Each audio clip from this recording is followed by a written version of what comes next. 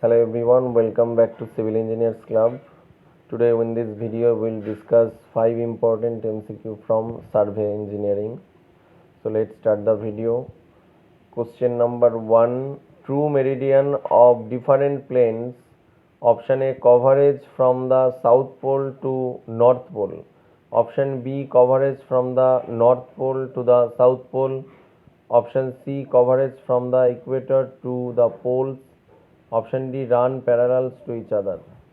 Here the correct answer is option C, coverage from the equator to the poles. So true meridian of different planes. Option C, coverage from the equator to the poles.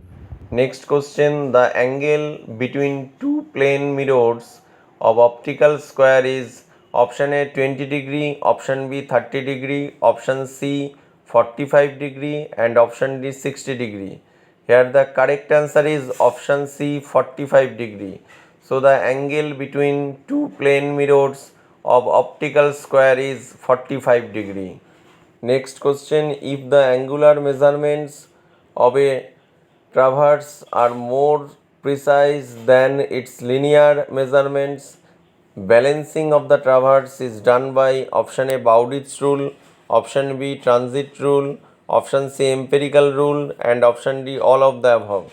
Here the correct answer is option B transit rule. So if the angular measurements of a traverse are more precise than its linear measurements, balancing of the traverse is done by transit rule. Next question, pantograph is used for option A measuring distances, option B measuring areas, option C enlarging or reducing plans, option D setting out right angles.